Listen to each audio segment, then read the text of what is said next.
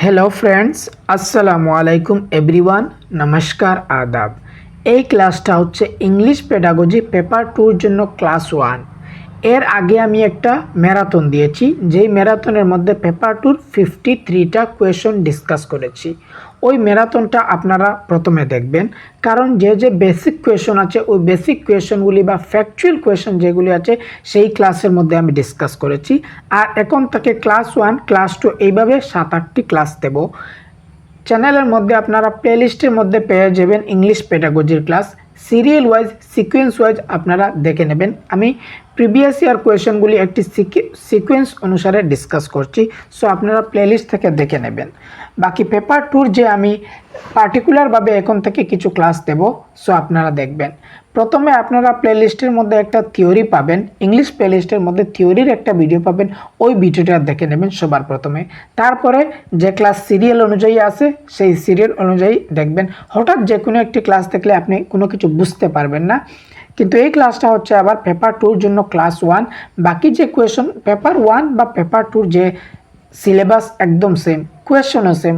কোনো সময় পেপার 2 এর কোয়েশনটা পেপার 1 এর মধ্যে আসে, আর কোনো সময় পেপার 1 এর কোয়েশন পেপার 2 এর মধ্যে আসে।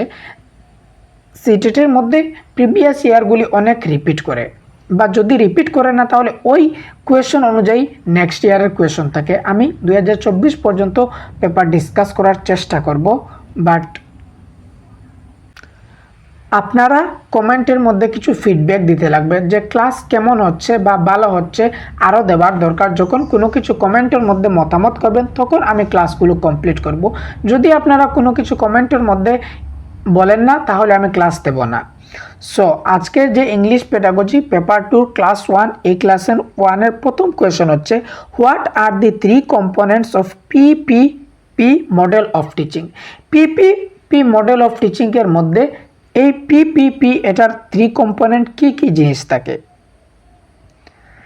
প্রেজেন্ট প্র্যাকটিস প্রডিউস, না pre teaching practice teaching produce result, product practice present, preconception practice by teacher post conception. এটার যে সঠিক অপশন 1টা হচ্ছে সঠিক। এখন আমরা বুঝবো যে এটা পিপিটা কি। প্রথম পি হচ্ছে প্রেজেন্ট, আর নেক্সট পি হচ্ছে প্র্যাকটিস, আর নেক্সট পি হচ্ছে প্রডিউস। প্রেজেন্ট মানে যে কোনো একজন টিচার বা যে কোনো একটা বুক ওই ল্যাঙ্গুয়েজ বা ওই বিষয়টাকে এক্সপ্লেন করবে, এটাই হচ্ছে প্রেজেন্ট বা প্রেজেন্টেশন। তারপরে প্র্যাকটিস যখন জিনিসটা প্রেজেন্ট করা হয়ে যাবে, যেমন আমি এই ভিডিওটা আপনাদেরকে প্রেজেন্ট করছি, তারপরে তো আপনারা কিছু যখন ক্লাস দেখে নেবেন তারপরে প্র্যাকটিস করবেন। তারপরে প্র্যাকটিস মানে হচ্ছে যেমন এক্সারসাইজ করা, এই এক্সারসাইজ করাটা হচ্ছে প্র্যাকটিস। তারপরে প্রডিউসের মধ্যে একটা বাচ্চা নিজে নিজে প্রডিউস করতে পারবে। প্রথমে আপনারা ক্লাস দেখবেন, আমি প্রেজেন্ট করব, আপনারা বুঝবেন, তারপরে আপনারা প্র্যাকটিস করবেন, তারপরে নিজে নিজেই দেখবেন থিওরিটা নির্মাণ করতে পারছেন। সো এটাই হচ্ছে PPT model of teaching. Option 1 হচ্ছে সঠিক option. Next question number 2, a teacher of class 8 discussed determiners in her classroom. ক্লাসরুমের মধ্যে ডিটারমিনার্স ডিসকাস করা হচ্ছে, through in which determiners occur many times and learners were made to notice them in use. বাচ্চারা কি করছে? Notice করছে। একটা word দেখেন এখানে, নোটিস আছে। ডিটারমিনার্স ক্লাসের মধ্যে ডিসকাস করা হচ্ছে, বাচ্চারা ওই ডিটারমিনার্সগুলোকে নোটিস করছে, ইউজ করার চেষ্টা করছে। This was followed by learners using the same in their own language. তারপরে তাদের নিজের ভাষার কথা বলছে, ফর পার্টিকুলার পারপাস, কিছু একটা পারপাসের জন্য। Teacher then brought to the notice of the learners the use of determiners in context. আরেকটা ওয়ার্ড আছে context. What strategy did the teacher employ in her classroom. ক্লাসরুমের মধ্যে কোন স্ট্র্যাটেজিটা ইউজ করা হচ্ছে? ডিটারমিনার্স ডিসকাস করা হচ্ছে, বাচ্চারা নোটিস করছে, তারপরে কনটেক্সট অনুসারে ডিটারমিনার্স ডিসকাস করা হচ্ছে। অপশন 1 হচ্ছে স্ট্রাকচার টিচিং। এখানে স্ট্রাকচার টিচিং হচ্ছে না, কনটেক্সট ওয়ার্ডটা positive word. Conscious raising task based language teaching. Task based language teaching তখন হতো যখন কোনো একটা টাস্ক দেওয়া হতো, মানে কোনো একটা অ্যাক্টিভিটি করে শেখানো হতো, এটা নয়। কমিউনিকেল ল্যাঙ্গুয়েজ টিচিং মানে কমিউনিকেটিভ ল্যাঙ্গুয়েজ টিচিং হবে। এটা কমিউনিকেটিভ ল্যাঙ্গুয়েজ টিচিং নয়। কমিউনিকেটিভ ল্যাঙ্গুয়েজ টিচিংয়ের মধ্যে বাচ্চারা কথাবার্তা বলবে, বেশিরভাগ ইন্টারাকশনটাকে ইম্পর্টেন্ট দেওয়া হবে। এটা হচ্ছে কনসিয়াস রেজিং, অপশন 2 হচ্ছে সঠিক। বাচ্চারা ক্লাসের মধ্যে নোটিশ করছে, কনটেক্সট অনুসারে দেখছে, মানে একরকম বাচ্চাদের মধ্যে কনসিয়াসটা জাগছে। অপশন 2 হচ্ছে সঠিক option, conscious raising. Next question number 3. A teacher found some of aspect of language learning. Example, reading with understanding text on specific concept. Teacher কি করছেন, যে কোনো একটা বাচ্চাদের রিডিং এর মধ্যে কিছু গলতি পেয়েছেন, কিছু গ্যাপস পেয়েছেন। She decided to pick students who find it difficult on the particular aspect. যে পার্টিকুলার অ্যাসপেক্টের মধ্যে তাদের ডিফিকাল্টি হচ্ছে, তিনি ওই বিষয়ে দেখছেন। She took separate session from them to support them read and understand such text. তারপরে তিনি কি করছেন, তিনি সেপারেট সেশন তৈরি করছেন। মানে ক্লাসের মধ্যে আমি দেখলাম ওই ক্লাসের বাচ্চাগুলো কিছু জিনিসের মধ্যে তাদের শেখার ফাঁক রয়েছে, বুঝতে পারছে না তারা ওই জিনিসটা, আমি বোঝানোর জন্য আবার সেপারেটভাবে তাদেরকে কিছু সেশন দিলাম, কিছু ক্লাস নিলাম। এইটা what is she trying to do here. এখানে টিচার কি চেষ্টা করেছেন, remedial teaching, higher order thinking skill না ফিডব্যাক টিচিং। এটা ফিডব্যাক টিচিং নয়। মানে কেউ যারা একদম নতুন তারা বলতে পারবে যে এটা ফিডব্যাক দিচ্ছেন না, এটা হচ্ছে রিমিডিয়াল টিচিং। যেমন আমরা ক্লাস 10-এর মধ্যে দেখবেন যখন পরীক্ষা এসে যায়, একটা টেস্ট নেওয়ার পর আবার তাদেরকে স্পেসিফিকভাবে ক্লাস করাই, রিমিডিয়াল টিচিং করাই, এটাকে বলা হয় রিমিডিয়াল টিচিং। বা যেমন ম্যাট্রিকের এক্সাম বাচ্চারা ফেল করলো, তারপর আমি তাদেরকে আবার পুনরায় পড়ানোর পর আবার তাদেরকে কম্পার্টমেন্টাল এক্সাম দিলেন। এই ধরনের এই যে এই ক্লাসগুলোকে বলা হয় রিমিডিয়াল টিচিং, মানে রিটিচ করানো। যে জায়গাটায় ভুল থাকে, যে জায়গাটা ফাঁক থাকে, সেই ফাঁকটা দূরীভূত করার জন্য যে পড়ানো হয় সেটা হচ্ছে রিমিডিয়াল টিচিং।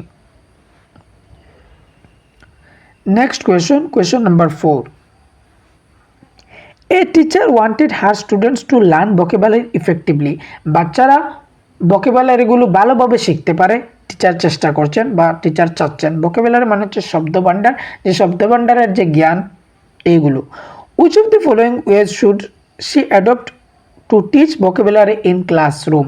ক্লাসরুমের মধ্যে কোন স্ট্র্যাটেজিটা ইউজ করলে ভালো হবে? Write all the new words on the blackboard and write their meanings in the language of teaching. Teacher কী করবেন, প্রত্যেক নতুন ওয়ার্ডগুলো ব্ল্যাকবোর্ডের মধ্যে লিখবেন। এইভাবে যখন আপনারা দেখবেন টিচার ব্ল্যাকবোর্ডের মধ্যে কিছু লিখছে, এই জিনিসটা ভুল থাকবে, সো এটা ভুল option. Next question, ask our learners to underline the difficult words in a lesson and find their meanings in their language. আবার আরেকটি কোয়েশন ওইভাবে অনেকটি যে কোনো সাবজেক্টের মধ্যে পাবেন যে টিচার ডিফিকাল্ট ওয়ার্ডগুলো আন্ডারলাইন করছে বা স্টুডেন্ট আন্ডারলাইন করছে, এটাও নেগেটিভ থাকবে, সো এই অপশনটা হবে না। Ask them to find the meanings of words in the dictionary, যে ডিকশনারির মধ্যে তারা শব্দগুলো খুঁজবে, এটাও নেগেটিভ।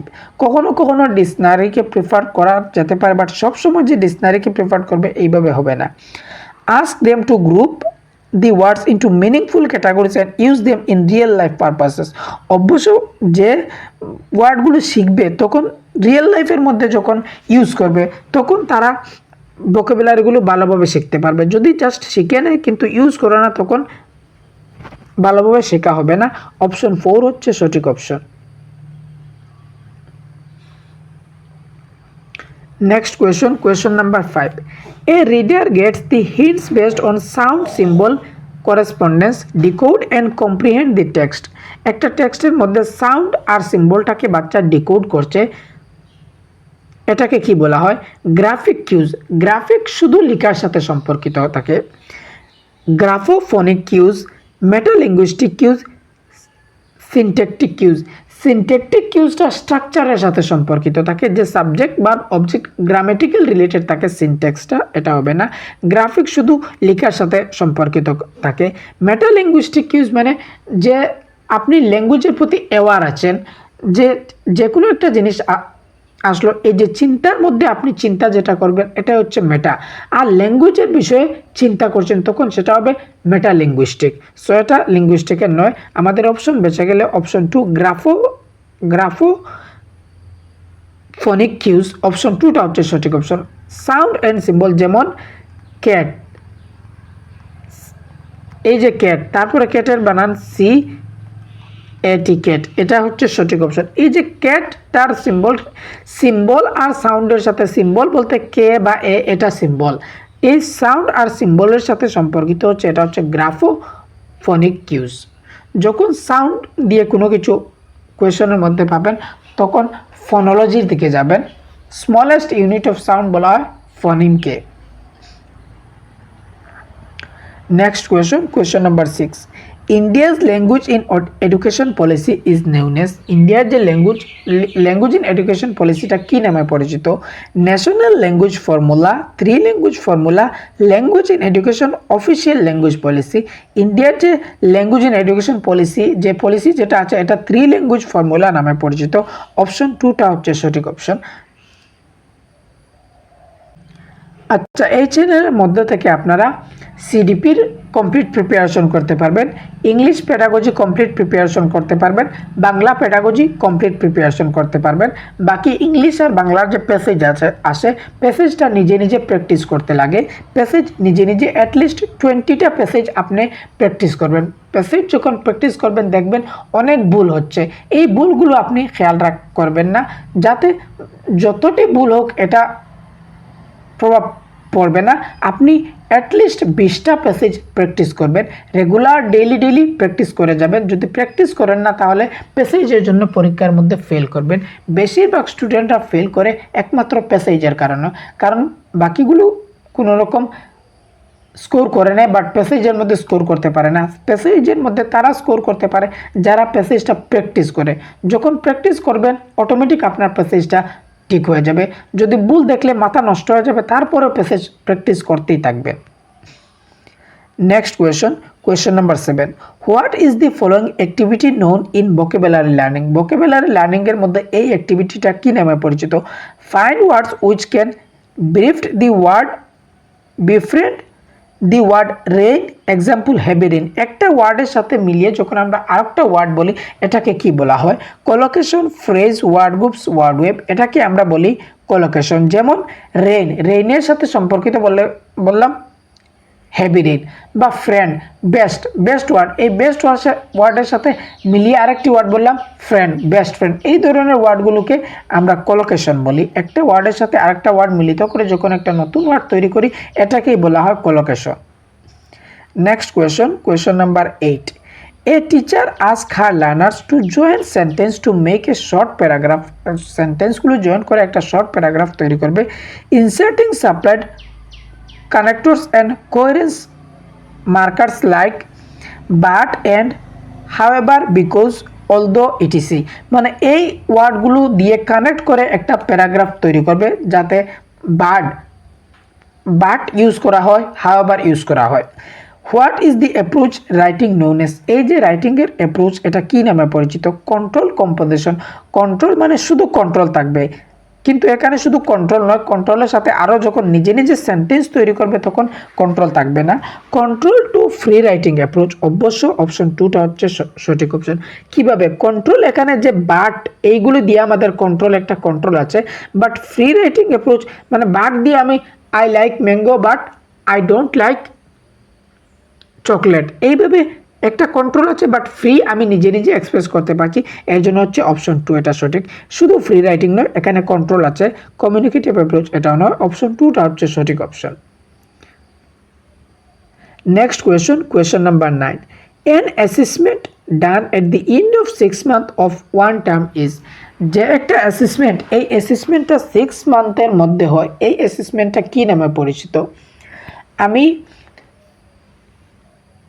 একটা থিওরির কথা বলেছি যে প্লে লিস্টের প্রথম একটা থিওরি পেয়ে যাবেন, ইংলিশ আর বাংলা মিলিয়ে একটা থিওরি দেওয়া আছে, ওই থিওরিটা দেখবেন। নেক্সট কিছুদিনের মধ্যে আমি একটা ম্যারাথন আনছি, যেই ম্যারাথনের মধ্যে আপনারা প্রত্যেকটা টপিক, পুরো সিলেবাসটা আমি ডিটেইলভাবে ডিসকাস করে একটা ম্যারাথন আনছি। পিপিটি মুডের মধ্যে। ওই ম্যারাথনের মধ্যে আমি প্রত্যেক জিনিস ডিসকাস করব। যে ম্যারাথন দেখবেন শুধু উপর কিছু কিছু জিনিস দেখবেন, বাট যে একদম কনসেপচুয়াল যে ম্যারাথন, যেটা আমি কিছু দিনের মধ্যে আনবো, ওই ম্যারাথন দেখার জন্য ওয়েট করবেন। এখানে সিসির বিষয়ে ডিসকাস করবো, বা প্রত্যেকটি চাहे ছোটো ছোটো টপিক হোক আর চাहे বড় বড় টপিক হোক, পুরো টপিক আমি ডিসকাস করব ওই ম্যারাথনের মধ্যে। একটা অ্যাসেসমেন্ট যেটা 6 মাসের মধ্যে হয়, এই অ্যাসেসমেন্টটা কী নামে পরিচিত? Summative assessment, formative assessment, semester assessment, remedial assessment. যে ম্যারাথন আছে ওই ম্যারাথনটা দেখে আপনি অ্যাটলিস্ট কোয়েশনগুলো বুঝতে পারবেন, যে সামেটিভ অ্যাসেসমেন্ট কি বা ফরমেটিভ অ্যাসেসমেন্ট কি, এইগুলো জিনিস ওই ম্যারাথন থেকে বুঝতে পারবেন। শুধু যদি কোয়েশন দেখেন তাহলে হবে না, আপনার থিওরিও পড়তে লাগবে, সাথে থিওরির সাথে কোয়েশন দেখতে লাগবে।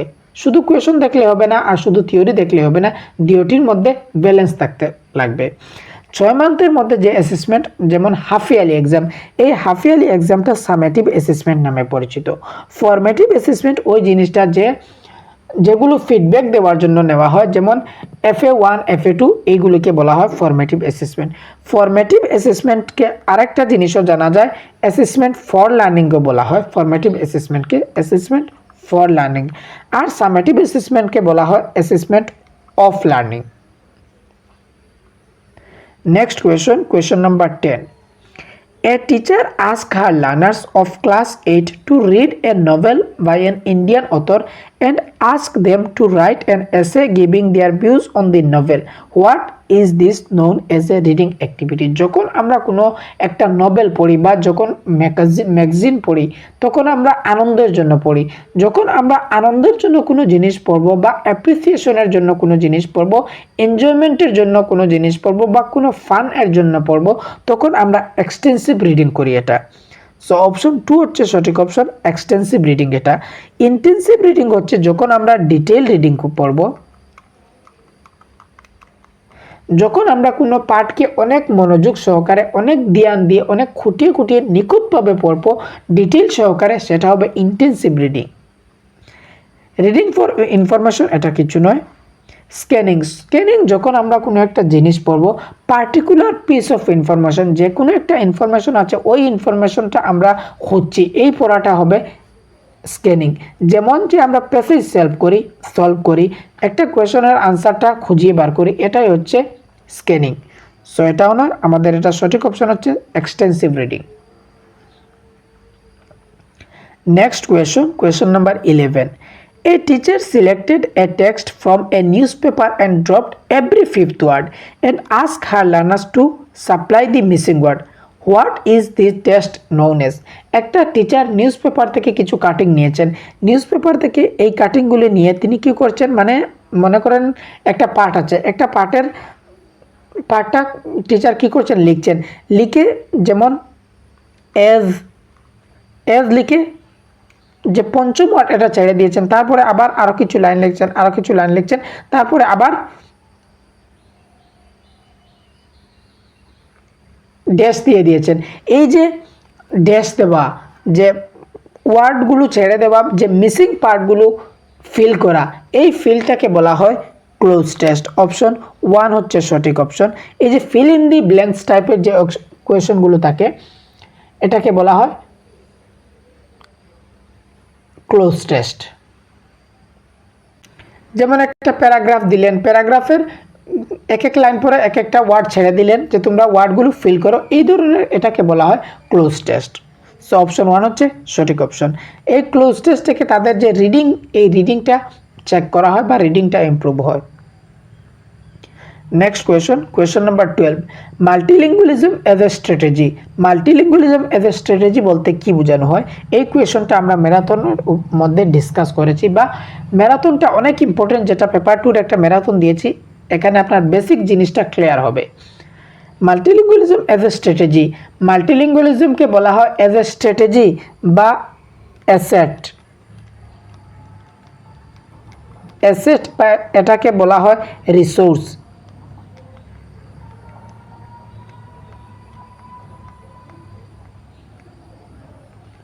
মাল্টিলিঙ্গুয়ালিজমকে বলা হয় অ্যাসেট, রিসোর্স বা টুল, এই তিনটা কোয়েশন আসে যে মাল্টিলিঙ্গুয়ালিজমকে কি বলা হয়। কখনো দেখবেন অ্যাসেট, কখনো দেখবেন রিসোর্স, কখনো দেখবেন একটা টুল। এই স্ট্র্যাটেজি বা কখনো দেখবেন স্ট্র্যাটেজি, এটা কি জিনিস। Using the language of learners for teaching learning of language and content subject. বাচ্চাদের যে ল্যাঙ্গুয়েজ আছে এই ল্যাঙ্গুয়েজটাকে ইউজ করাই হচ্ছে মাল্টিলিঙ্গুয়ালিজম এজ এ স্ট্র্যাটেজি, বা মাল্টিলিঙ্গুয়ালিজম এজ এ রিসোর্স, বা মাল্টিলিঙ্গুয়ালিজম as an asset.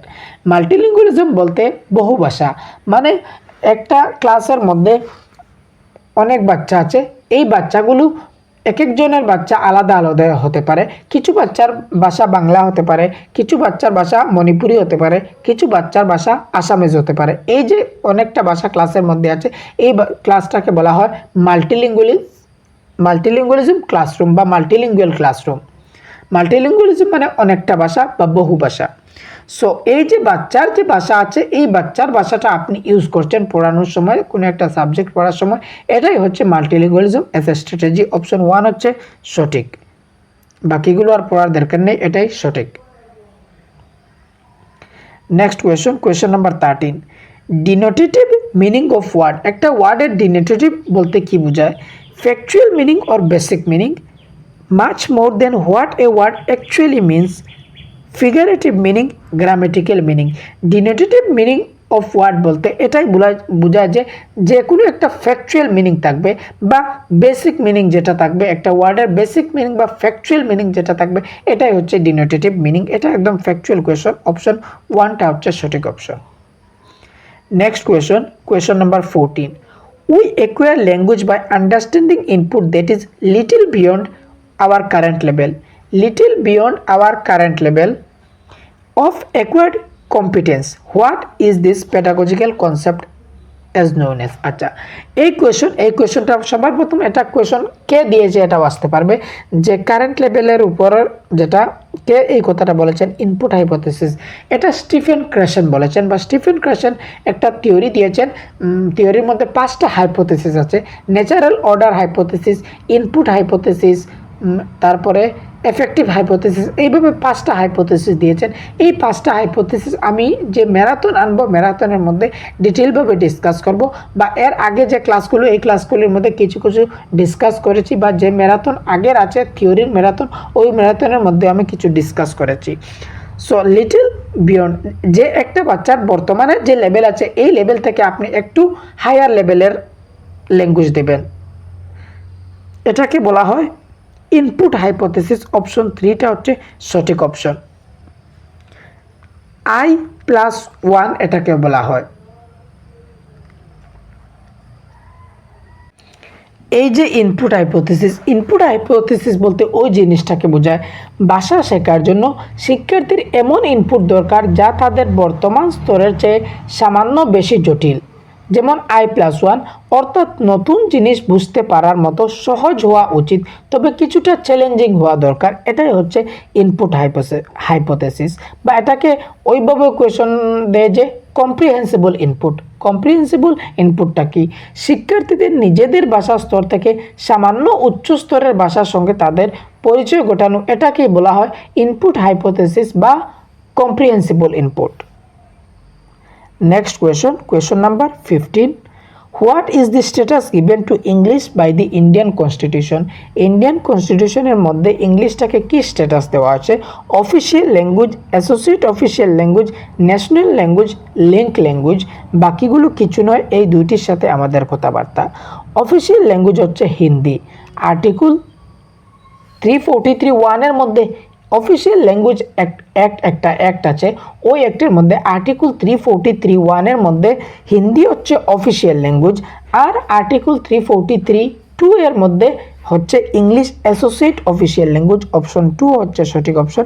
ইংলিশটাকে associate official language কনস্টিটিউশনের মধ্যে স্ট্যাটাস দেওয়া হচ্ছে। সো এখানে আমাদের ম্যারাথনটা কমপ্লিট হলো, আমাদের ক্লাসটা কমপ্লিট হলো। যদি আপনারা ইংলিশ বা বাংলা পেডাগজির নোটস বাই করতে চান সহজ ভাষায়, পিওয়াইকিউস থেকে আমি নোটসটা তৈরি করেছি, যেটা হ্যান্ড রিটেন থাকবে। বাংলা আর ইংলিশ মিলিয়ে একটা নোটস তৈরি করেছি। 2011 থেকে 24 পর্যন্ত যতটি কোয়েশন আছে ওই কোয়েশনের উপর ভিত্তি করে নোটসটা তৈরি করা হয়েছে অনেক সহজ ভাষায়। আপনারা রিভিশনের জন্য এই নোটসটা বাই করতে পারেন, নিজে নিজে সেলফ স্টাডি করার জন্য। শুধু যে সেলফ স্টাডি করে নেবেন তা হবে না, আপনার কোনো একজনের হেল্প নেওয়া লাগবে, ইউটিউবের কোনো ক্লাস দেখতে লাগবে বা প্র্যাকটিস করতে লাগবে। সো আমি এই যে একটা নোটস তৈরি করেছি, এই নোটসটা আপনি একদম শর্ট প্রত্যেকটা কোয়েশন থেকে আমি থিওরিগুলো বের করেছি। এই নোটসটা যদি আপনারা বাই করতে চান তাহলে এই নাম্বারের সাথে আপনি হোয়াটসঅ্যাপ করতে পারেন, যেটার ফিস থাকবে 100। যদি আপনি বাই নাও করেন তাহলে কোনো অসুবিধা নাই, কারণ আমি ওই নোটসটা একটি ম্যারাথন দিয়ে কমপ্লিট করাবো নোটসটাকে। সো এর আগে যদি আপনারা রিভিশন দিতে চান বা পরীক্ষার আগে নিজে নিজে রিডিং করতে চান, শুধু তো ভিডিও দেখলেও না, নিজে নিজে একটা পড়া লাগে। সো এই পড়ার জন্য এই নোটসটাকে আপনি বাই করতে পারবেন। এর আগের বার আমি ইংলিশ আর বাংলা পেডাগজি নোটস একটা টেলিগ্রামের মধ্যে ফ্রিতে দিয়েছি। ওই যে ম্যারাথন যেটা আছে ওই ম্যারাথনের নোটসটা টেলিগ্রামের মধ্যে ফ্রিতে দিয়েছি। ওই নোটসটা ফ্রি ডাউনলোড করতে পারবেন টেলিগ্রাম থেকে। বাকি এই যে নোটস, এই নোটসটা যদি বাই করেন এর সাথে আপনাদেরকে বাংলার পিওয়াইকিউসগুলো একদম ফ্রিতে দেওয়া হবে ওই নোটসের সাথে। এর আগের বার যে আমি নোটস ফ্রিতে দিয়েছি টেলিগ্রামের মধ্যে, ওই নোটসটা আরেকজন ইউটিউবার আমার নোটসটা ডাউনলোড করে তিনি বিক্রি করেছেন। বিক্রি করে বলেছেন যে ওনার নোটস থেকে 99% কমন এসেছে। বাট ওই নোটসটা আমি অনেক মেহনত করে তৈরি করেছিলাম, তারপরে ফ্রিতে টেলিগ্রামের মধ্যে দিয়েছিলাম। বাট উনি ওই জিনিসটা বিক্রি করেছেন, অনেক খারাপ করেছেন। তারপরে ওনার ইউটিউব চ্যানেলের কমিউনিটির মধ্যে পোস্ট করেছেন আমার লেখা নোটসটা, আমি হ্যান্ড রিটেন নোটস লিখেছি, বাট উনি ওই নোটসটাকে টাইপ করে নিয়েছেন, টাইপ করে ওটা বিক্রি করেছেন আর বলছেন ওনার নোটস। আমার অনেক দুঃখ লেগেছিল, তাই এইবার আমি নিজে নিজে নোটস ভালো করে তৈরি করেছি। সেটার মধ্যে পুরো ডিটেল ছিল না, বাট না ডিটেল থাকলেও পড়ার মতন ছিল। সো এইবার আমি অনেক ডিটেলভাবে নোটসটা তৈরি করেছি, আমি নিজে বিক্রি করব বলছি। সো আপনারা এটা বাই করতে পারেন। বাই বিক্রির কথা কিছু নয়, জাস্ট আমার যে লিখতে সময় অনেক সময় লেগেছে, প্রায় 3 মাস লাগছে ওই নোটসটা রেডি করতে। সো এর জন্য আমি অ্যাটলিস্ট 100 রাখছি। যদি আপনার অসুবিধা হয় তাহলে বাই করবেন না, কোনো অসুবিধা নেই, কারণ আমি বাংলার ক্লাস অনেক ডিটেলভাবে দেবো, ইংলিশের ক্লাসও ডিটেলভাবে দেবো, প্লাস থিওরির ক্লাসও ডিটেলভাবে দিয়ে দেবো, অসুবিধা নেই। এটা এর জন্য আপনাকে বলছি যে আপনি নিজে নিজে একবার রিডিং করতে পারবেন। সো ধন্যবাদ আপনাদেরকে। যদি ভালো লাগে ক্লাসটাকে লাইক করবেন, কমেন্টের মধ্যে কিছু একটা মতামত জানাবেন। যদি কমেন্টের মধ্যে মতামত জানান না তাহলে আমি পেপার 2 কোনো ক্লাস ডিসকাস করব না। কমেন্টের মধ্যে কিছু একটা মতামত জানাবেন যে ক্লাস কীরকম হয়েছে বা ক্লাসের মধ্যে কি ইমপ্রুভ করা উচিত। ধন্যবাদ আপনাদেরকে।